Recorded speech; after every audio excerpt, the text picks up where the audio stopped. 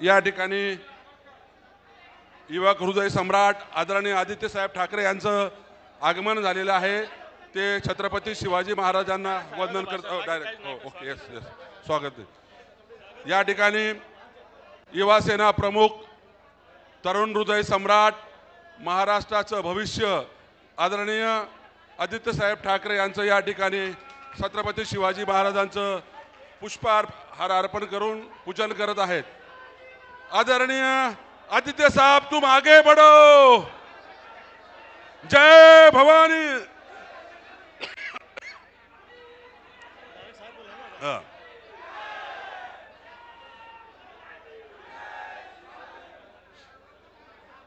बाकीच्या छत्रपति शिवाजी महाराज की। आदित्य साहब तुम आगे बढ़ो। यानंतर आपले युवा सेना प्रमुख तरुण हृदय सम्राट आदरणीय आदित्य साहेब ठाकरे यांना विनंती करतो की त्यांनी या ठिकाणी मार्गदर्शन करावं।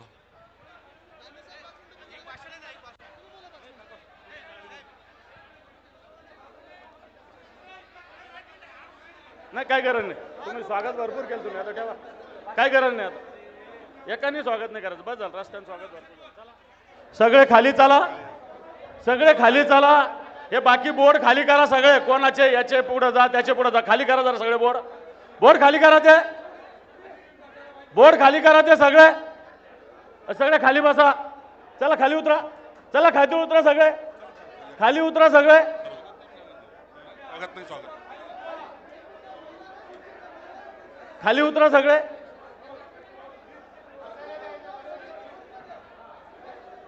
महिलांना खुर्च्या द्या कृपया। पुरुष शिवसैनिकांनी उठायचं आहे, महिलांना खुर्च्या द्यायच्या। ए जरा शांत बसा, खाली बसा सगळे। ए अरे खाली बसा, काय झालं?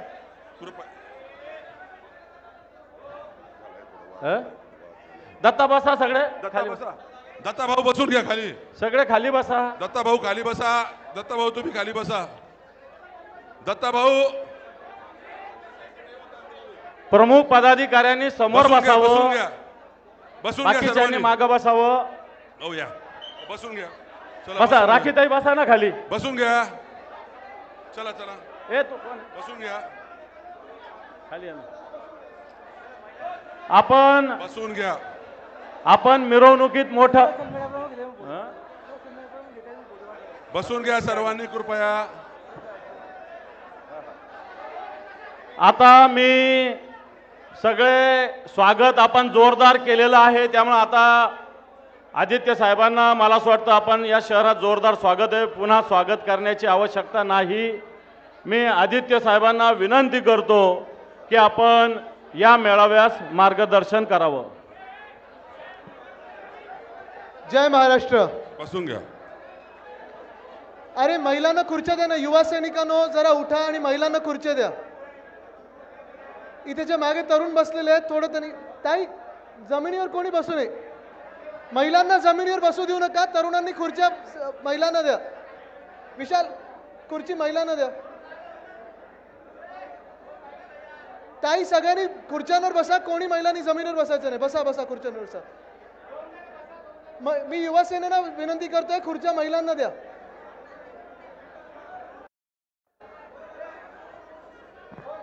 ताई खुर्च्यांवर बसा।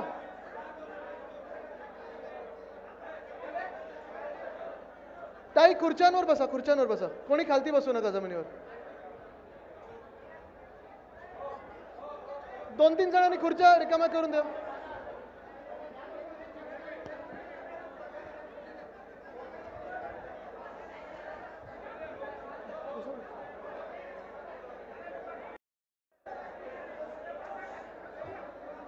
तुम्ही खुर्चीवर बसा।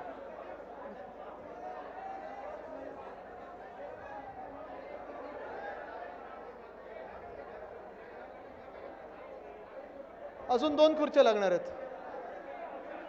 ताई बसा, आपण खुर्ची आली, खुर्च्या सोडायच्या नसतात।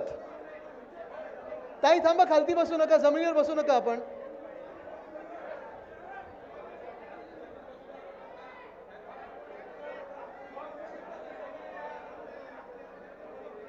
हा इथे एक खुर्ची नाही बाकीचे बसू दे. ठीक आहे झालं एकच एकच बस बस बस झालं झालं. बोलू का? आवाज नाही आला. थकले का सगळे? ए जरा ते इथे शांत व्हा. मनोजजी थोडं सगळ्यांना बाजूला करा नाही तो आता.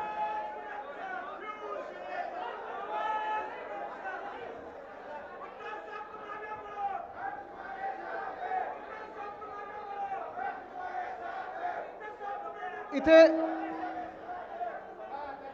आता सगळे शांत व्हा. इथे आता अरेंजमेंट करू नका. बाकीच्याने बसून जा. हा कोण आहे? बस. Hello hello.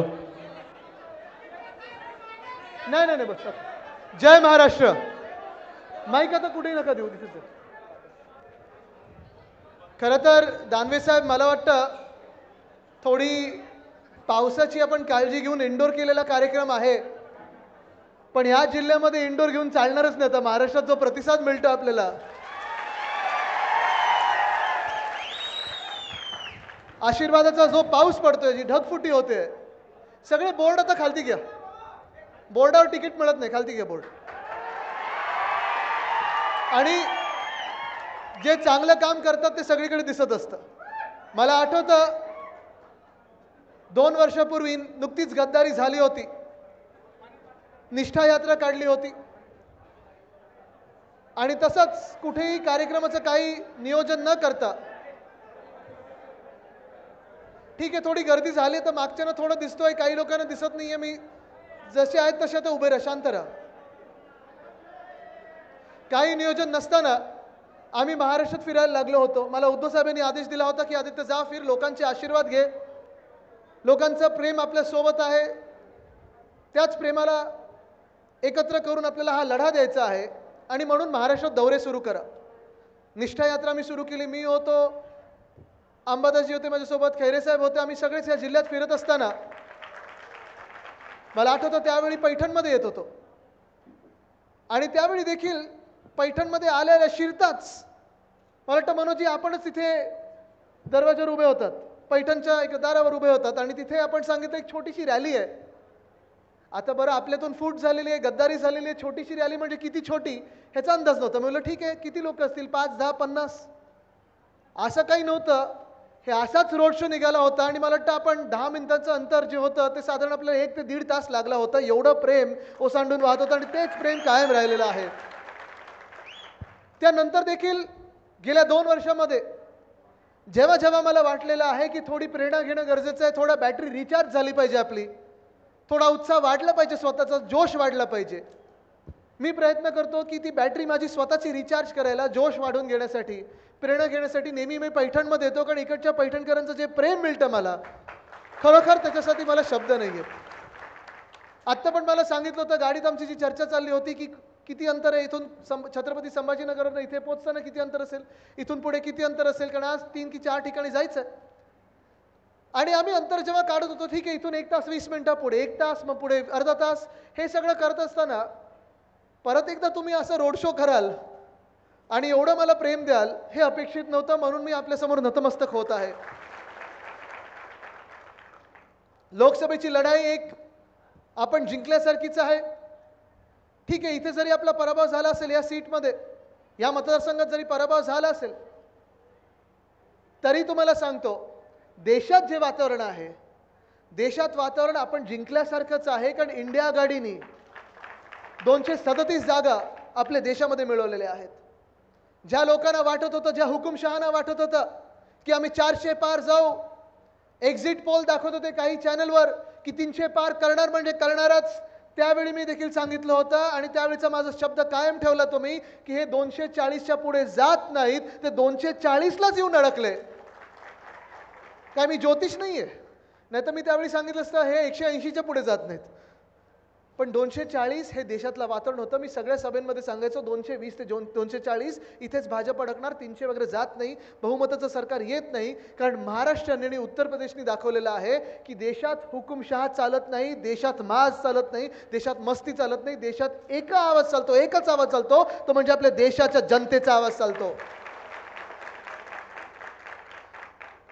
आणि हेच सगळीकडे मी सांगत आहे, ज्या ज्या मतदारसंघांमध्ये महाराष्ट्रात काही कार्यकर्ता मेळावा होत आहेत, काही बैठका होत आहेत, काही सभा होत आहेत, तिथे मी सगळीकडे सांगत आहे की जरी जिंकले ते असतील तरी जिंकलो आपण पण आहोत, कारण आपण ह्या देशाचं संविधान वाचवण्यात, जवळण्याचं रक्षण करण्यात यशस्वी ठरलेलो आहोत.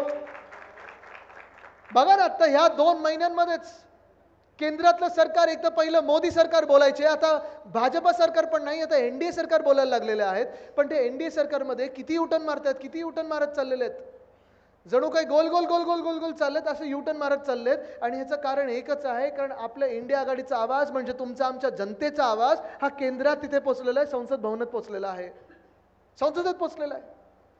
पण ती जी लढाई होती संविधान रक्षणाची, ती जी लढाई होती लोकशाहीच्या रक्षणाची, ही अजून संपलेली नाहीये.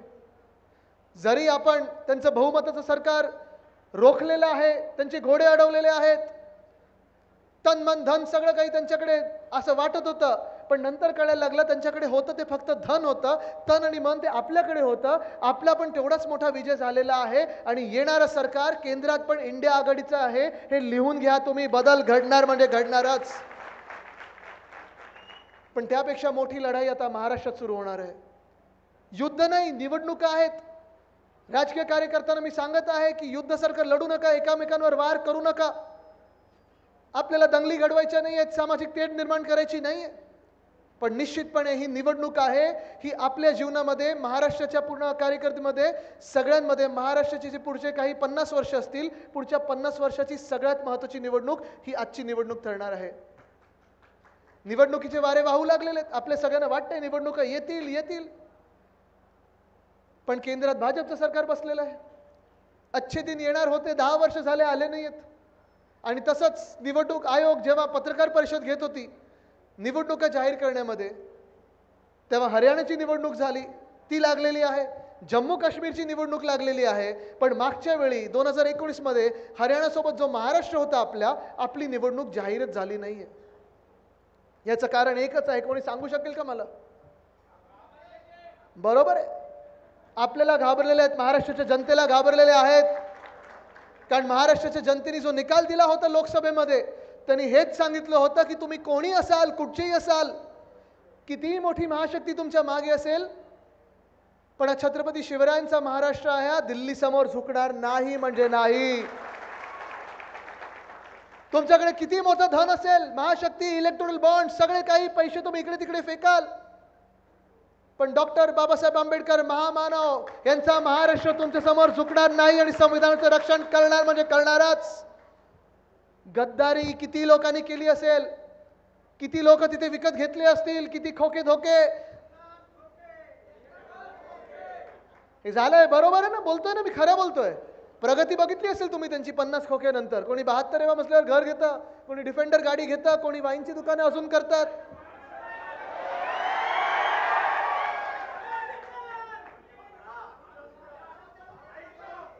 काय काय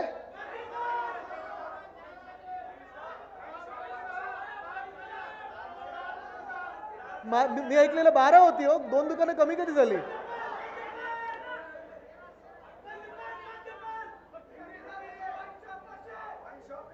पण हा राग हा इथे व्यक्त करून चालणार नाही, हा मतपेट्यांमध्ये पण आला पाहिजे.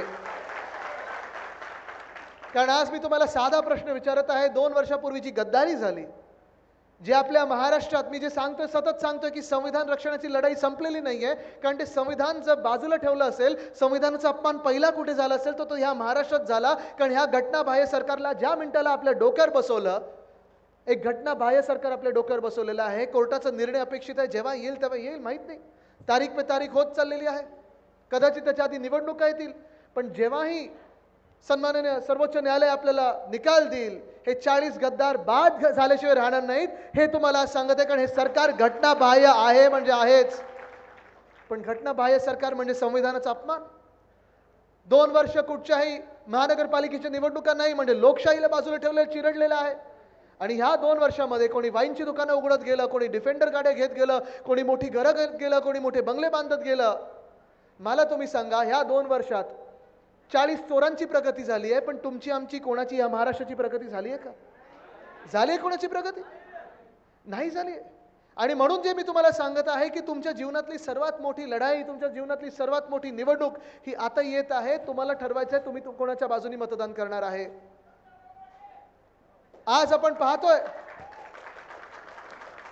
पाहतो ह्या महाराष्ट्रामध्ये 2 वर्ष जे काही हाल झालेले आपले, कदाचित तुम्हाला वाटत असेल की आदित्य लोकसभेच्या आधी हेच बोलत होता, लोकसभेच्या आधी परिस्थिती हीच होती, पण अजून बिकट होत चाललेली आहे. परिस्थिती एवढी वाईट होत चाललेली आहे की आता आपण पाहतोय सगळेजण आंदोलनावर रस्त्यावर उतरत आहेत, आंदोलनं चिघळायला लागलेली आहेत आणि धड काही कुठूनही सरकारकडून काही बोलायला कोणी पुढे येत नाहीये, ना कोणाशी संवाद साधायला पुढे येत आहे. कारण सरकारच्या मनात काहीतरी काळं आहे. ते बोलतात ना, दाल में कुछ काला है, यांची दालच पूर्ण काळी आहे. काळी दाल तरी आपण खायला घेतो, ही तर सगळंच काय त्याच्यात एवढं सगळं ब्लॅक मनी, ब्लॅक हे सगळं काही असं विचित्र झालेला आहे प्रकार. सगळीकडे अंधकार पसरलेला आहे. तुम्हाला ठरवायचं आहे त्या अंधकारात तुम्हाला मशाल पेटवायची की नाही हे आज तुम्ही ठरवायचं आहे. इथे ठीक आहे, तुम्ही माझं जल्लोषात स्वागत केलं, तुमचं नेहमी प्रेम मी घेत असतो. बदला घ्यायचं नाही, पण बदल हा घडवायचा आहे हे तुम्हाला ठरवायला लागेल. तरच आपला महाराष्ट्र पुढे निघेल. नाही तर जे चाललंय ते ठीक आहे, चाललं असेल, मान्य असेल तर ठीक आहे, असंच चालवत राहूया. पण आज आपण पाहतोय या महाराष्ट्रात सगळीकडे जी आंदोलनं पसरत चाललेली आहेत. परवाकडे नाशिकमध्ये होतो मी, तिकडच्या देखील शेतकऱ्यांना मी प्रश्न विचारला होता की लोकसभेच्या आधी कांद्यावर जी निर्यात बंदी लावली होती, आंदोलनं करायला लागली. इथे शेतकरी बांधव किती आले जरा हात वरती करून दाखवा मला. सगळेच शेतकरी आहेत ना? कोणी घटनाबाह्य मुख्यमंत्र्यांसारखं शेतकरी आहे का? कोणाच्या शेतात हेलिकॉप्टर 2-2, 3-3 उतरतात का?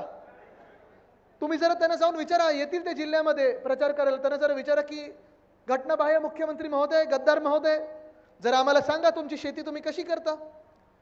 तुम्ही किती दिवस शेतात असतो जरा मला सांगा. आठवड्यातून किती दिवस असता शेतामध्ये? रोज असता? किती तास शेतामध्ये असता? 8-9 तास असता? दिवसा असता की रात्री असता? रात्रीचं असतं.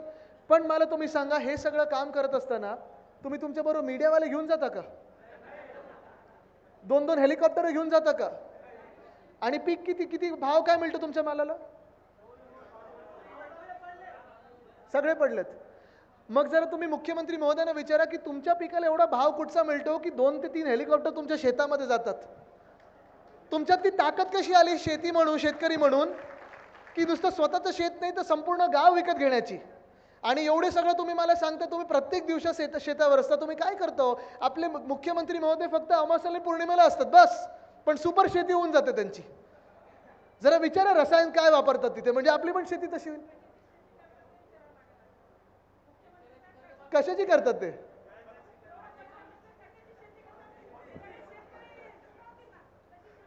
तेच जरा तुम्ही विचारलं पाहिजे.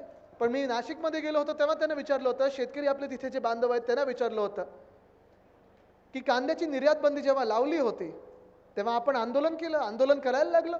मग निवडणुका येतील म्हणून भाजपने तो निर्णय मागे घेतला. पण तो निर्णय मागे घेताना देखील आपल्याबरोबर दुजाभाव झाला. तो हा होता की गुजरातमधली कांद्याची निर्यात बंदी पहिली हटवली गेली, त्याच्या 2 की 3 आठवड्यानंतर आपल्या महाराष्ट्रातली कांद्याची निर्यात बंदी हटवली गेली. मान्य तुम्हाला? असं सरकार मान्य आहे तुम्हाला? हा दुजाभाव करणारा भाजप मान्य आहे तुम्हाला? परत त्यांना आपले शकतो का आपण? आज शेतकरी बांधवांना मी विचारत आहे की हा आपल्या सरकारमध्ये असेल किंवा महाराष्ट्र सरकारमध्ये असेल, तुम्ही विचार करा शेतकऱ्यांबद्दल त्यांच्या मनात किती खोट आहे, किती काय विचार असतील, किती घाणेरडे विचार असतील. तुम्ही विचार करा.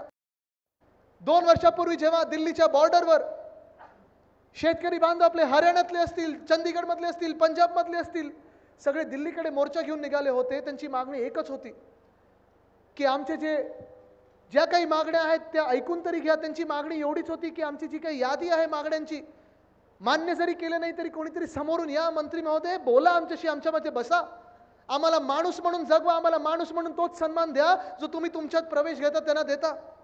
पण तसं नाही केलं भाजपाने. 2 वर्षापूर्वी असेल आणि 6 महिन्यापूर्वी असेल, जेव्हा जेव्हा शेतकऱ्यांची आंदोलनं दिल्लीच्या दारावर झालेली आहेत, जेव्हा जेव्हा शेतकऱ्यांचे मोर्चे निघालेले आहेत, तेव्हा तेव्हा ह्याच भाजपानी, ह्याच मोदी साहेबांच्या भाजपानी शेतकऱ्यांना अतिरेकी म्हणून संबोधित केलेलं आहे. मान्य आहे तुम्हाला हा भाजप?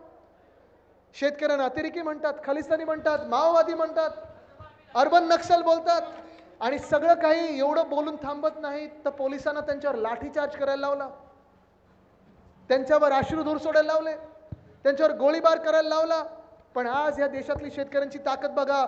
उत्तर प्रदेशमधली असेल किंवा हरियाणातली असेल किंवा महाराष्ट्रातली असेल, भाजपला त्यांनी जागा दाखवलेली आहे. पण हे इथे थांबत नाही, कारण मी जसं सांगितलं ही निवडणूक फार महत्त्वाची ठरणार आहे. हुकुमशहा बनणार की नाही हे आपल्या निवडणुकीवर ठरणार आहे. तुमचा आवाज ऐकला जाणार की एकाच व्यक्तीची मन की बात ऐकली जाणार हे आपल्या निवडणुकीवर ठरणार आहे. मी आज शेतकरी बांधवांना विचारत आहे की गेल्या 2 वर्षामध्ये जेव्हा जेव्हा आपल्यावर आपत्ती आली असेल, गारपीट झाली असेल, अवकाळी पाऊस पडला असेल, सततचा पाऊस लागला असेल, तुम्ही मला सांगा तुमच्या शेतांमध्ये कोण दिसलं? मी आणि अंबादासजी दिसलो की मग तुम्हाला मुख्यमंत्री दिसले आणि कृषी मंत्री दिसले? कोण दिसलं तुम्हाला जरा सांगा? कोण दिसलं? दिसलो ना आम्ही तुमच्यामध्ये? तुमचे आवाज उठवताना दिसलो, तुमचे प्रश्न उठवताना दिसलो ना? पंचनामे करून घेतले, पंचनामे करून शासन दरबारी पाठवले. पण हे शासन एवढं निर्दयी आहे, हे शासन एवढं खोटं आहे की कधी त्यांनी जेवढी मदत पाहिजे तेवढी करून दिली नाही. 2 वर्षापूर्वीचं जे सरकार होतं, त्याच्या आधीचं सरकार होतं, महाविकास आघाडीचं सरकार होतं, एक व्यक्ती मुख्यमंत्री होते, उद्धव बाळासाहेब ठाकरे. आपलं कुटुंब प्रमुख म्हणून त्यांनी काम केलं. आणि मला आठवतं, मी साक्ष या घटनेला, जेव्हा आपलं सरकार नुकतं बसलं होतं, काँग्रेस आणि राष्ट्रवादी काँग्रेस सोबत आपलं महाविकास आघाडीचं सरकार बसलं होतं, नागपूरमध्ये सगळे अधिकारी आले आणि उद्धव साहेबांना विचारलं त्यांनी, उद्धव साहेब तुम्ही मुख्यमंत्री आहात, नागपूरचं अधिवेशन सुरू होत आहे, तुम्ही सांगा कुठे आपण आर्थिक तरतूद केली पाहिजे, कुठे आपण काय तरतूद केली पाहिजे की आर्थिकदृष्ट्या कोणाला मदत केली पाहिजे? या महाराष्ट्रात तुम्हाला पहिलं धोरण जर आणायचं असेल, कोणाला मदत करायची असेल तर कोणाला करायची तुम्ही सांगा, तुमच्या मनात आहे तसं होईल, कारण तुम्ही मुख्यमंत्री आहात. आणि उद्धव साहेबांनी सांगितलं होतं की माझं पहिलं वचन माझ्या शेतकरी बांधवांना आहे. निवडणुकीच्या आधी उद्धव साहेबांनी सांगितलं होतं की मी या महाराष्ट्रात कर्जमुक्ती करून दाखवीन. कर्ज माफी नाही, माफ आपण गुन्हेगाराला करतो, कर्जमुक्ती करीन. आणि 2 लाखापर्यंत जे कर्ज होते ते संपूर्ण महाराष्ट्रात आपण कर्जमुक्ती करून दाखवली. हे आपलं सरकार होतं. तुम्हाला निवडायचं कोण तुम्हाला तुमच्या सोबत पाहिजे? उद्धव साहेबांनी जेव्हा कर्जमुक्ती केली तेव्हा काही निवडणुका सामोरी नव्हत्या. निवडणुकीला लोकसभा असेल, विधानसभा असेल, 5-5 वर्ष होती तेव्हापासून. सहसा कुठचाही राजकीय पक्ष असेल, कुठचाही मुख्यमंत्री असेल, निवडणुका जवळ आले की हे सगळे खेळ सुरू होतात. कर्जमुक्ती करतात, फ्री हे फ्री ते, अमुक गोष्ट मोफत, इलेक्ट्रिसिटी मोफत, सगळं काही मोफत करण्याचा प्रयत्न करतात. पण उद्धव साहेबांनी निवडणूक डोळ्यासमोर नाही ठेवली. उद्धव साहेबांनी डोळ्यासमोर आपला शेतकरी बांधव ठेवला, दिलेला शब्द पाळला आणि ती कर्जमुक्ती करून दाखवली. आणि हेच मी तुम्हाला सांगत आहे, हेच मी तुम्हाला आज विचारायला आले सगळे जे शेतकरी बांधव तिथे, तुम्हाला आज मी विचारत आहे की आज ह्या सरकारमध्ये जसं उद्धव साहेब त्यावेळी आपल्याला कुटुंब प्रमुख वाटायचे, ह्या सरकारमध्ये कोणीतरी तुम्हाला आपलं वाटतं का? कृषी मंत्र्याला गेल्या 2 वर्षात तुम्ही पाहिलंय का? कृषी मंत्र्याला पाहिलंय का कोणी 2 वर्षात? आपल्या बांधावर कोणी आलेलं पाहिलंय का? या सरकारमधून तुमच्या घरी कोणी आलंय का धीर द्यायला की घाबरू नका आम्ही तुमच्या सोबत आहोत म्हणून कोणी आलंय का? 2 वर्षात जेवढ्यांदा आम्ही तुमच्या बांधावर आलो, त्याच्या आधी देखील आपलं सरकारच असताना देखील तुमच्या बांधावर आलो होतो, कर्जमुक्ती करताना आलो होतो. मग कधी अवकाळी पाऊस असेल, गारपीट असेल, काही असेल, जी काही मदत असेल ती घेऊन आलो होतो. असं या 2 वर्षामध्ये कोणी तुम्हाला ह्या सरकारमध्ये आपलं वाटलंय का? नाही वाटू शकत. कारण जे 40 गद्दार, जे 40 चोर, अलिबाबा आणि 40 चोर उद्धव साहेबांचे होऊ नाही शकले, ते आपले काय होणार हा विचार आपण जरा केला पाहिजे. आणि मतदानाच्या दिवशी हा विचार तुम्ही मनात ठेवला पाहिजे. पण आपला पक्ष चोरला, आपला धनुष्यबाण चोरला, आपली सत्ता घेऊन गेले, आपला पक्ष तोडण्याचा प्रयत्न केला, वंदनीय हिंदू सम्राट बाळासाहेब ठाकरेंच्या फोटोचा वापर करतात, सगळं काही करतात, पण ह्या महाराष्ट्राला काही देऊ शकले नाहीत. आज तुम्ही विचार करा, इथे जी तरुण मंडळी आहे, इथे 20शीतली मुलं असतील, 30शीतली मुलं असतील, मुलं मुली दोन्ही, तरुण तरुणी, आणि जे शाळेत देखील शिकत असतील, ते स्वतःच्या भवितव्याबद्दल जरा विचार करा. पुढची 25 वर्ष तुमची, पुढची 50 वर्ष तुमची कशी असतील, पुढचे 5 महिने तरी कसे असतील, हा जरा विचार करणं गरजेचं आहे. कारण ही जी महाशक्ती घेऊन भाजप प्रणित खोके सरकार आपल्या डोक्यावर बसलं, ईडी, IT, CBI सगळी यंत्रणा वापरली, सगळं काही केलं, स्वतःची प्रगती झाली. पण माझ्या महाराष्ट्रातल्या तरुणाला एक तरी नवा रोजगार उपलब्ध करून दिलाय का आज मी तुम्हाला विचारतोय? ऐकलं तुम्ही गावात कधी आलेले? इकडचे जे होते ते पालकमंत्री होते ना, आता नवीन कोण काय काय बोलणार आहे त्याच्यावर मी. पण आज मी तरुणांना विचारतोय मी, गेल्या 2 वर्षामध्ये एक तरी नवा उद्योग आपल्या राज्यात आलेला ऐकलाय का तुम्ही? आलाय कोणी? ऐकलंय? मागून कोणी ऐकलंय का की नवा उद्योग आपल्या महाराष्ट्रात आले? ते मग तुम्ही नोकऱ्या घेणार कुठे? इथे किती लोक नोकरीवर, जरा हात वरती करा. आणि ज्यांच्याकडे नोकरी नाही आहे त्यांनी हात वरती करून दाखवा.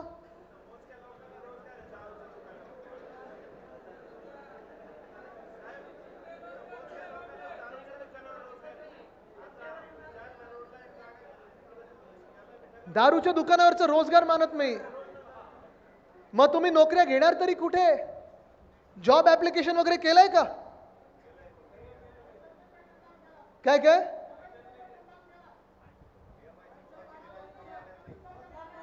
मग भवितव्याबद्दल काय? दारूच्या दुकानात काम नाही करायचं.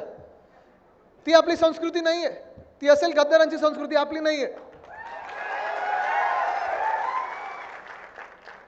आपण हा विचार केला पाहिजे की या 2 वर्षामध्ये आपल्याकडे सगळे जे उद्योगधंदे येणार होते, आणि मी हे परत परत बोलतो कारण मला तरी ती जखम खूप खोल झालेली आहे की आपल्या हक्काचे रोजगार, आपल्या हक्काचे उद्योगधंदे इथे जे महाराष्ट्रात येणार होते, महाराष्ट्राचं जे हक्काचं होतं ते ह्यांनी सगळं पळून लावलं आणि पळून नेलं आहे ते गुजरातला.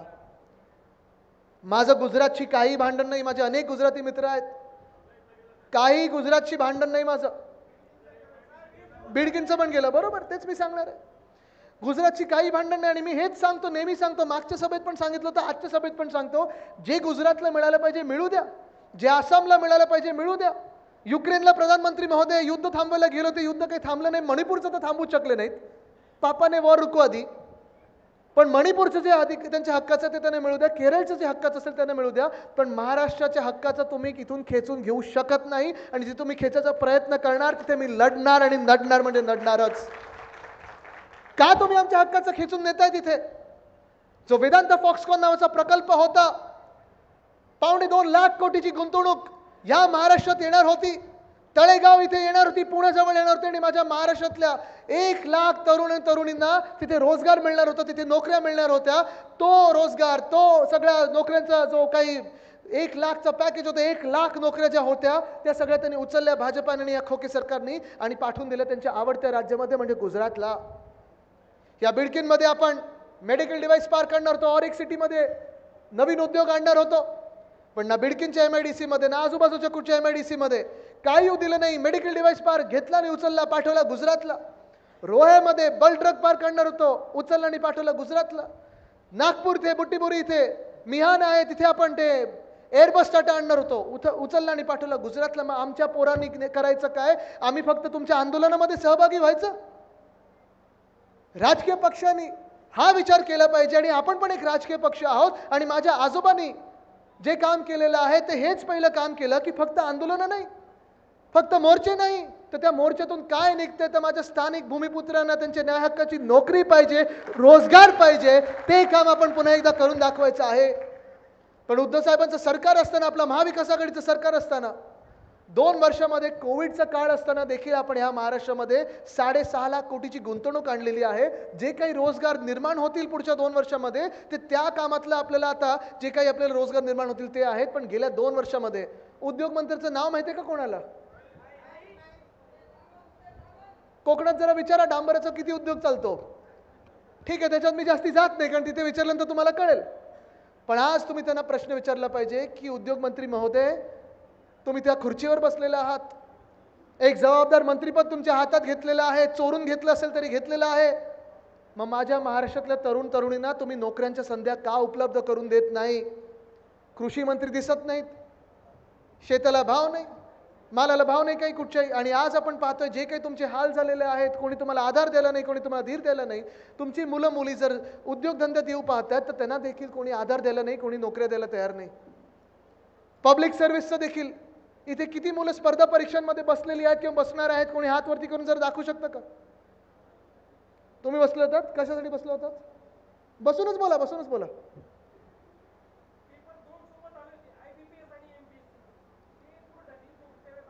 आंदोलन होतात तुम्ही, पण तुम्ही मला सांगा किती वेळा आंदोलन करायला लागणार तुम्हाला? प्रश्न किती सोपा होता. आपल्या महाराष्ट्रामध्ये जे स्पर्धा परीक्षा देतात, MPSCच्या परीक्षा देतात, कितीतरी हजारो मुलं, लाखो मुलं, मराठवाड्यातले कितीतरी हजारो मुलं मुली येतात पुण्याकडे आणि ट्युशनला जातात, तिथे अभ्यास करतात. एक तर सेंटरचा घोळ होतोच होतो परीक्षेच्या दिवशी, पण त्याच्या आधी देखील सोपा प्रश्न होता, एकदम क्षुल्लक प्रश्न होता की IBPS जी केंद्राची परीक्षा आहे आणि MPSCचा पेपर, हे दोन्ही एका दिवशी आले. जर तुम्ही त्या आयोगात असता तर तुम्ही काय केलं असतं? पेपर आपला दुसऱ्या दिवशी ठेवला असता, तिसऱ्या दिवशी ठेवला असता, 5 दिवसांनी ठेवला असता. पण आडमुठेपणा एवढा की नाही, आम्ही आमचा पेपर त्याच दिवशी ठेवणार. अरे पण ज्यांना दोन्ही परीक्षा द्यायच्या त्यांच्याबद्दल काय? जे सेंटरचा घोळ होणार त्याचं काय? हा सगळा तरुणांचा विचार न करता जे काय आयोगाचं चाललेलं आहे, जे काही सरकारचं चाललेलं आहे, बरं आंदोलनं बसलं की लाठीचार्ज होतो, आंदोलनं बसलं की चिघळलं जातं. 3-3 दिवस या तरुण मुलांना आंदोलन करायला लागतं. आज या महाराष्ट्रामध्ये तरुणांचा आवाज म्हणून जर ऐकायचं झाला तर ह्या सरकारमधून कोण ऐकते तरुणांचा आवाज, हा तुम्ही विचार केला पाहिजे. या स्पर्धा परीक्षेत तसं मी पोलिसांबद्दल पण बोलत असतो. ठीक आहे, कधी कधी जेव्हा आपल्याला ही आंदोलनं करायला लागतात तेव्हा पोलिसांना आपल्यावर लाठीचार्ज करायला लावतात. आदेश येतात तसे, आदेशाशिवाय पोलीस काही करू शकत नाहीत, करत नाहीत, लाठीचार्ज तर करतच नाहीत. पण जे आदेश देत आहेत त्यांना लाठीचार्ज करण्याचे, जे त्यांना आदेश देत आहेत आशुधूर सोडण्याचे, जे त्यांना आदेश देत आहेत तुमच्यावर केसेस टाकण्याचे, आज त्याच सरकारला मी विचारत आहे की तुम्ही त्या पोलिसांसाठी तरी काय करताय? मध्ये 17,500ची पोलीस भरती होती, 17,500 पदं भरायची होती. आपल्या मुंबईमध्ये जी आपली महाराष्ट्राची राजधानी आहे मुंबई, तिथे 18 लाख मुलं या पोलीस भरतीसाठी आले होते. त्याच्यात कोणी बी फार्मा केलं होतं, कोणी एम.कॉम केलं होतं, कोणी LLB केलं होतं, कोणी डबल ग्रॅज्युएट होतं. तुम्ही विचार करा आपल्या महाराष्ट्रात रोजगाराची काय परिस्थिती आहे, उद्योगधंद्यांची काय परिस्थिती आहे. उच्च शिकलेले लोक कॉन्स्टेबलच्या पदांसाठी येत आहेत, 17,500 पदं, 18 लाख विद्यार्थी येत आहेत आणि त्यांना मुंबईत आल्यानंतर कुठचीही सोयीसुविधा केली नव्हती. त्यांना जोगेश्वरी पूल असेल किंवा मरीन ड्राईव्ह असेल, चौपाटीवर झोपायला लावलं, भर पावसात झोपायला लावलं. ही अशी व्यवस्था या सरकारने करून ठेवली होती. यांना कुठेही लाज नाही, लज्जा नाही, शरम नाही. आणि ही परिस्थिती आपल्याला बदलणं गरजेचं आहे. एअर इंडियाची जी परीक्षा होती, खैरे साहेब तुम्हाला आश्चर्य वाटेल, तुम्ही केंद्र सरकारमध्ये काम केलेलं आहे. एअर इंडिया आधी PSC होती, आता प्रायव्हेट झालेली आहे. 600 पदं होती मुंबईत. माहिती आहे महाराष्ट्रातून किती लोक आले? 25,000 मुलं मुली होती, 25,000 मुलं मुली. हाच सगळा गोंधळ सगळीकडे उडालेला आहे. आणि मग ह्या गोंधळातून बाहेर पडायचं की नाही हा जेव्हा प्रश्न येतो तेव्हा लोकांना आता फसव्या स्कीम सुरू केलेल्या आहेत. आज आपण टाईमाला राखी बांधली सगळ्यांनी, पण आपल्याला देखील फसवण्याचा प्रयत्न होत आहे. आपण फसणार आहात की नाही हे महिलांनी ठरवायचं आहे. कारण एका बाजूला आपण पाहतोय शेतकऱ्यांना आधी जे सांगितलं होतं PM किसान योजना, सन्मान योजना वगैरे 6,000 रुपये येणार होते. येतात का कोणाच्या खात्यात 6,000 रुपये? 25 रुपयाचा चेक कोणी काढते, कोणी 500 रुपयाचा चेक काढते.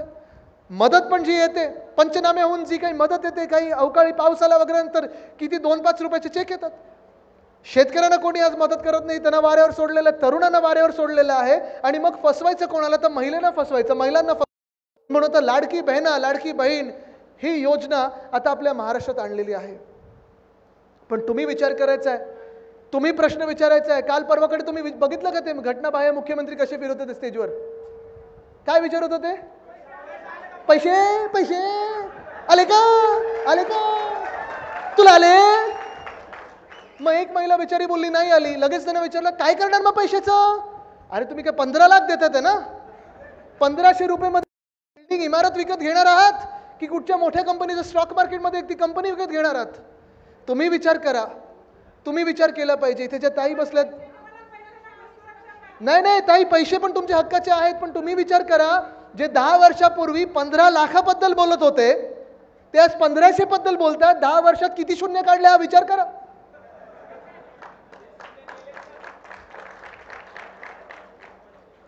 घटनाबाह्य मुख्यमंत्र्यांना विचारता चेहऱ्यावर शून्य असतो की हे विचारा प्रश्न पुढच्या वेळी तुमच्या जिल्ह्यात येतील ना तर एका ताईने त्यांना विचारा की साहेब तुमचे जे बॉस आहेत, जे दिल्लीत बसलेले जे मालक आहेत, खरे मालक अदानी आहेत ते वेगळं, पण तुमचे जे मालक आहेत भाजपा, जे दिल्लीतून तुमच्यावर सगळं काही अंकुश ठेवतात, साहेब कधीतरी त्यांना विचारा की 10 वर्षापूर्वी प्रत्येकाच्या खात्यात नुसतं ताईंच्या खात्यात नाही, प्रत्येकाच्या खात्यात 15 लाख येणार होते. निवडणुकीपर्यंत आपण ऐकलं होतं, नंतर सांगितलं जुमला होता. त्या 15 लाखाचं 1500 कधी झालं हे जरा आम्हाला सांगा. मग दुसरं काय सांगतात घटनाबाह्य मुख्यमंत्री आपल्याला की आत्ता 1500 ठेवा, सरकार आल्यानंतर परत एकदा आम्ही तुम्हाला वाढीव देऊ. विश्वास ठेवू शकता का कोणी त्यांच्यावर? विश्वास ठेवू शकता का? इकडचे जे आता त्या 72 माळ्यावर पोहोचले तर अजून किती वरती जातील माहित नाही. जॅकेट बनवून ठेवलं होतं 2 वर्ष, मंत्रीपद मिळेल मिळेल मिळेल, त्यांचा पण विश्वासघात या घटनाबाह्य मुख्यमंत्र्यांनी केला. म्हणजे एक विश्वासघात की दुसऱ्या विश्वासघातकीचा विश्वासघात करत असतो. हे सर्कल आहे. गद्दार गद्दार आपल्यातच गद्दार. पण हे तुम्ही विचार करा. मी आज त्यांना सांगत आहे, या घटनाबाह्य मुख्यमंत्र्यांना आज इथून सांगत आहे मी, तुमचं सरकार येत नाही म्हणजे नाहीच, हे मी तुम्हाला शब्द देतोय. पण आल्यानंतर माझ्या लाडक्या बहिणींना आमचं सरकार वाढीव निधी देणार म्हणजे देणार, हे तुम्ही आज लिहून घ्या. पण नुसतं लाडकी बहीण नको, आम्हाला सुरक्षित बहीण हवी आहे. आज महाराष्ट्रातलं जे चित्र झालेलं आहे, आपल्या देशातलं जे चित्र झालेलं आहे, एवढं भयानक चित्र झालेलं आहे. प्रत्येक दिवशी नवीन एक घटना आपल्या डोळ्यासमोर येते. प्रत्येक दिवशी बातम्यांमधून काहीतरी ऐकायला येतं. पत्रकार रिपोर्टिंग करतात, पोलीस केसेस घेतात, न्यायव्यवस्था आहे ती केस ऐकायला सुरू होतात. पण सरकार अजून जागा काही होत नाही आहे. उलटं जे कोणी त्यांना जागा करण्याचा प्रयत्न करत आहे, त्यांना जाग आणण्याची प्रयत्न करत आहे, त्यांच्यावर लाठीचार्ज केला जातो, त्यांच्यावर केसेस टाकले जातात, खटले टाकले जातात. बदलापूरची जी घटना आहे, एवढी विचित्र घटना झालेली, एवढी दुर्दैवी घटना झालेली आहे. एका 3 आणि 4 वर्षाच्या मुलीवर, 2 ह्या मुली होत्या, 3-4 वर्षाच्या ह्या 2-4 मुली होत्या. त्यांच्यावर तिथे कोण, तो एक माणूस होता, त्याच शाळेत काम करणारा व्यक्ती होता. मला वाटतं कॉन्ट्रॅक्टवर त्याला घेतला होता. त्याने त्यांच्या बाथरूममध्ये जाऊन त्यांच्यावर अत्याचार केला. आणि घरी मग तिने आईला जेव्हा सांगितलं, त्या 3 वर्षाच्या मुलीने सांगितलं की आई पोटात दुखत आहे. आईने डॉक्टरकडे नेलं आणि तेव्हा कळलं की काय नक्की तिच्यासोबत झालं होतं. ती आई प्रेग्नंट आहे, गरोदर आहे, गर्भवती. 6 की 7 दिवस पोलीस स्टेशनला येत जात होती. तिथे विनंती करत होती की नोंद घ्या ह्या गोष्टीची, FIR घ्या, FIR घ्या. पण पोलिसांवर देखील दबाव होता, कारण ती शाळा जी होती ती एका भाजपवाल्याची शाळा होती. भाजपवाल्याची शाळा होती. आपटे नावाचे गृहस्थ आहेत आणि ते आपटे आता कुठे आहेत हे कोणाला माहिती नाही. पण ती शाळा, त्याच्यावर काही कारवाई होऊ नये, त्या शाळेची बदनामी होऊ नये म्हणून FIRच घेतली नव्हती. मग स्थानिक पातळीवर आंदोलन सुरू झालं, रस्ता रोको सुरू झालं, रेल रोको सुरू झालं. आणि मग 10 तास त्या महिलेला पोलीस स्टेशनला बसवल्यानंतर 11व्या तासी त्यांनी ती FIR घेतलेली आहे, पण पुढे कारवाई होत नव्हती. मग परत एकदा आंदोलन करायला लागलं. आणि विचार करा तुम्ही, आंदोलन करणाऱ्यांवर खटले 2-4 मिनिटात घेतले होते, पण ज्यांनी हे अत्याचार केले त्या लहान मुलीवर, त्याच्यावर खटला घ्यायला त्यांना 10 की 12 दिवस लागले. ही परिस्थिती आज आपल्या महाराष्ट्राची आहे. ही कोणी करून ठेवलेली आहे? ही त्याच भाजपाने करून ठेवलेली आहे, ज्या भाजपाने बिल्किस बानो ही एक महिला होती गुजरातमधली, तिच्या देखील 2 की 3 वर्षाच्या मुलीला ज्यांनी चिरडलं, डोक्यावर आपटून मारून टाकलं, तिच्यावर बलात्कार केला. त्या बलात्काराने जेव्हा सर्वोच्च न्यायालयाने शिक्षा सुनावली, जेलमध्ये टाकलं, त्याच भाजपाने त्या बलात्कारांना त्या जेलमधून बाहेर काढलं, त्यांचं औक्षण केलं, त्यांना हार घातले आणि त्यांना अशाच एका मोठ्या निवडणुकीच्या रॅलीत फिरवलं. ह्या भाजपाने आपली परिस्थिती महाराष्ट्राची अशी करून ठेवलेली आहे. बिल्किस बानोची जातपात धर्म कुठची असो, वंदनीय हिंदू सम्राट बाळासाहेब ठाकरेंनी एक जे शिकवलेलं आहे आपल्याला की जातपात धर्म न बघता जो कोणी महिलांवर अत्याचार करेल त्याला भर चौकात फाशी झालीच पाहिजे, ह्या विचाराचे आपण आहोत. पण हीच ती भाजप आहे ज्यांनी बिल्किस बानोवर ज्यांनी अत्याचार केले होते, त्याच अत्याचारांच्या, त्याच बलात्कारांना ज्यांनी हार घातले, हीच ती भाजप आहे ज्यांना प्रधानमंत्री महोदयांनी स्वतः कर्नाटकमध्ये जाऊन ते रेवण्णा नावाच्या एका राक्षसाला, ज्यांनी 2 की 3 हजार महिलांवर अत्याचार केलेत, बलात्कार केलेत, त्याचे व्हिडिओ बनवलेले आहेत, त्याच भाजपने त्याचा प्रचार केला, त्याला निवडून आणलं. हीच ती भाजपा आहे. विचार करा, ही भाजपा तुम्हाला ह्या महाराष्ट्रात मान्य आहे का? आणि ही भाजपा तुमचा लाडका भाऊ बनू शकतं का? बरं, ही बदलापूरची घटना जेव्हा घडली, जेव्हा आंदोलन सुरू झालं, आपल्या सुषमाताई अंधारेताई तिथे गेल्या होत्या, त्या देखील तिथे रस्ता रोको करायला लागल्या. त्यांनी आंदोलन केलं. आणि का करावं लागलं आंदोलन? कारण एका महिला पत्रकारांनी जेव्हा रिपोर्टिंग सुरू केलं, त्यांनी एक सहज प्रश्न विचारला, जसे हा पत्रकार मला विचारतात, हे पत्रकार विचारतात की तुम्ही कशा पाहता ह्या घटनेला, तुम्ही आता पुढे काय करणार, ह्याच्यावर पुढची कारवाई काय, असंच पत्रकारिता ती करत होती महिला. आणि वामन म्हात्रे नावाचे एक मिंदे गँगचे एक तिकडचे टोळीमधले कोणीतरी आहेत, त्याच वामन म्हात्रेंनी सांगितलं की तू का असे प्रश्न विचारते जसं की तुझ्यावरच रेप झालेला आहे. हे तुमचे लाडके भाऊ बनू शकतात? ठाणे CP कुठे आहेत कोणालाच माहित नाही, कमिशनर पोलीस कुठे आहेत कोणालाच माहित नाही. किसन काथोरे नावाचे तिकडचे जे आमदार आहेत त्यांनी सांगितलं की हे जे आंदोलन आहे हे राजकीय हेतूने केलं जाते. अरे, जरी राजकीय हेतूने केलं असेल तरी आमच्यात ते मन आहे, ते हृदय आहे की एखाद्या महिलेवर अत्याचार झाला असेल तर आम्ही रस्त्यावर उतरणार म्हणजे उतरणारच, कारण तुम्ही झोपलेले आहात. परवाचा जो आपला बंद होता, काल मला वाटतं अंबादासजी आपण मोदी साहेबांना विचारत होता जा, आणि त्यांना उत्तर द्यायला लागलं त्यांच्या सभेमध्ये. पण आता पुढे काय करतात हे बघायला पाहिजे. आणि मी तर हेच सांगत आहे की 2020 साली आपण जो शक्ती कायदा आपल्या महाराष्ट्रात मांडला होता, 21 साली आपण आपल्या विधान भवनात पारित केला होता, आपल्यावर जे भाज्यपाल बसवले होते, राज्यपाल नाही भाजपचे होते म्हणून भाज्यपाल, कोश्यारी साहेब ठीक आहे, त्यांनी अनेक वेगळ्या वेगळ्या राजकीय घटना घडवल्या, आपलं सरकार पाडण्यात हात असेल, सगळं काही असेल, पण भाजपचं मन बघा कसं आहे की त्याच भाजपाल महोदयांनी तो शक्ती कायदा जो महिलांच्या हिताचा होता, कुठेही याच्यात राजकारण नव्हतं, ना शिवसेनेचं होतं, ना काँग्रेसचं होतं, ना भाजप विरोधी होतं, पण महिलांचं हित त्याच्यात होतं, म्हणून भाजपाने तो कायदा राष्ट्रपती महोदयांकडे पाठवला आणि आता 3 वर्ष त्यांच्याकडे प्रलंबित आहे. आज मी आपल्या सर्व इथे शिवसैनिकांना सांगतोय, युवती सेनेला सांगतोय, युवा सैनिकांना सांगतोय, महिला आघाडीला सांगतोय की जे उद्धव साहेबांनी सांगितलेलं आहे की आजपासून ही सुरुवात करा, एक मोहीम घ्या, स्वाक्षरी मोहीम घ्या, प्रत्येक महिलेची त्याच्यावर सही असायला पाहिजे, कुठच्याही पक्षाची असो, कुठच्याही जातीची असो, कुठच्याही धर्माची असो, कारण सुरक्षा आपल्या राज्यात असायलाच पाहिजे, महिलांची सुरक्षा ही सर्वप्रथम असायला पाहिजे, सुरक्षित ती ही मोहीम सुरू करा. आणि प्रत्येक गाव पातळीवर आपल्याला ह्या सह्यांची मोहीम घेऊन आपल्याला सर्वोच्च न्यायालयात तर पाठवायचंच आहे, पण राष्ट्रपती महोदयांकडे पाठवायचं आहे की आमचा शक्ती कायदा जो प्रलंबित आहे त्याच्यावर सही करा आणि तो शक्ती कायदा अंमलात आणा, कारण आम्हाला महिला सुरक्षा ही महाराष्ट्रात आणायची म्हणजे आणायची आहे. पण आज आपण पाहतोय जी महाराष्ट्राची हालत झालेली आहे, गृहमंत्री कुठे आहेत, कोण आहेत गृहमंत्री माहिती आहे का आपल्याला? नाही ऐकवलं कोण आहेत? नाही, मागून नाही ऐकवलं कोण आहेत? कुठे दिसलेत का? ही बलात्काराची जी घटना, ही बदलापूरमध्ये जी काही अत्याचाराची घटना होती, गृहमंत्री महोदय स्वतः होते दिल्लीत राजकीय चर्चा करायला, स्वतःचं राजकारण जपायला, आणि आपले जे घटनाबाह्य मुख्यमंत्री आहेत ते स्वतःच्या शेतावर होते, कारण पौर्णिमेचा दिवस होता. आणि हे सगळे वातावरण जे आहे हे आपल्याला ह्याच्यातून बदला घ्यायचा नाही, आपण बदलाच्या भावनेतून लढत नाही होत, पण आपल्याला बदलाव करायचा आहे. ही ताकद जी आहे ही ताकद ही तुमच्यामध्ये बदलाव घडवण्याची. बदल जर घडवायचा असेल तर हा मी काही एकटा घडवू शकत नाही, मी एकटा लढतोय, मी एकटा नडतोय, माझ्या महाराष्ट्राच्या न्याय हक्कासाठी लढत आहे, ठीक आहे, आपल्या आवाजाने देशात बदल घडत आहे, पण बदल जर खरा तुम्हाला आपल्या महाराष्ट्रात आणायचा असेल तर तुम्हाला सरकार बदलायला लागेल, आणि ती सरकार बदलायची ताकद ही तुमच्यामध्ये आहे. पुढचे 2 महिने फार महत्त्वाचे ठरणार आहेत. पुढचे 2 महिने भाजपा येईल, व्हॉट्सअपच्या युनिव्हर्सिटीच्या माध्यमातून येईल, कधी कोणतरी तुमच्यामध्ये आणेल, कधी इथे भाषण द्यायला कोणीतरी आणेल, कुठेतरी दंगल सुरू करेल, आपल्याला आपल्यामध्ये वाद निर्माण करण्याचा प्रयत्न करतील. आत्ता पण मला मराठा समाजातले काही बांधव भेटले रस्त्यात, कदाचित थोडं आंदोलनाचं स्वरूप होतं, मी लगेच पोलिसांना सांगितलं की त्यांना बाजूला घेऊ नका, मला भेटायचं, ते पण आपलेच आहेत, माझेच बांधव आहेत, त्यांना भेटलो मी, आणि त्यांना सांगितलं की ह्या भाजपाने 3दा आपल्याला फसवलेलं आहे. एक मताने आपण आरक्षणाचा जो विषय होता तो मंजूर केला होता, पण ते टिकणारं नव्हतं, हे भाजपने आपल्याला फसवून दाखवलेलं आहे. खरं जो विषय आहे तो लोकसभेत मांडणं गरजेचं आहे, आणि उद्धव साहेबांनी छत्रपती संभाजीनगरमध्येच भूमिका स्पष्ट केलेली आहे की कोणाचंही काही न घेता आरक्षण जे आपल्याला पाहिजे, कोणाचाही दुसऱ्याचा हात न लावता जे आपल्याला आरक्षण पाहिजे आणि आपल्या हिताचं पाहिजे, टिकणारं पाहिजे, समाजात वाद न निर्माण करता जे पाहिजे, कारण आपल्याला आरक्षण पाहिजे, आपल्या हक्काचं आहे, हे आपण मान्य करतो, पण ते लोकसभेत जर मोदी साहेबांनी आणलं तर कुठचाही पक्षाचा मतभेद बाजूला ठेवून आम्ही एकमताने ते मंजूर करायला तयार आहोत, कारण हा विषय आमच्या मराठा बांधवाचा आहे, महाराष्ट्राचा आहे.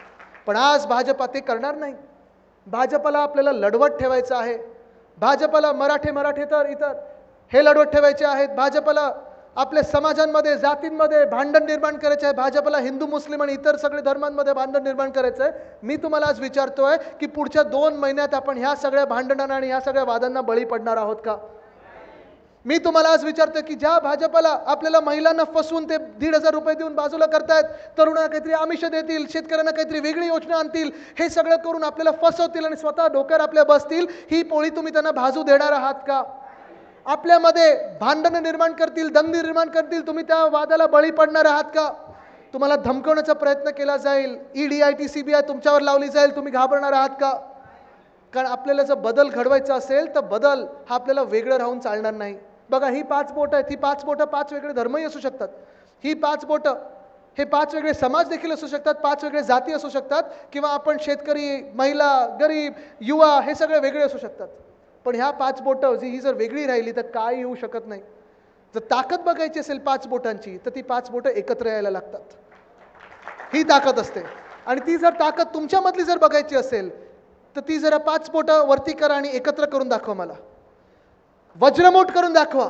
ही आहे महाराष्ट्राची वज्रमूठ, ज्याला कोणीही थांबवू शकत नाही. ही आहे महाराजांची, ही छत्रपती शिवरायांची वज्रमूठ आहे, ही आपल्या संविधानाची वज्रमूठ आहे, ही आपल्या सामान्य नागरिकाची वज्रमूठ आहे, ही महाराष्ट्राची वज्रमूठ आहे. तुम्ही लढायला तयार आहात का? तुमच्या न्याय हक्कांसाठी लढायला तयार आहात का? महिला सुरक्षेसाठी लढायला तयार आहात का? शेतकरी संविधान, शेतकऱ्यांचं जे सन्मान आहे त्याच्यासाठी लढायला तयार आहात का? तरुणांच्या नोकऱ्यांसाठी ते लढायला तयार आहात का? महाराष्ट्राच्या स्वाभिमानासाठी लढायला तयार आहात का? लढायला तयार असाल तर दोन्ही हात वरती करून ती ताकद मला द्या आणि आशीर्वाद द्या. ही ताकद आहे एकजुटीची. ही जर ताकद आपण एकत्र ठेवली तर कोणी आपल्याला मागे खेचू शकत नाही. धन्यवाद. जय हिंद, जय महाराष्ट्र, वंदे मातरम.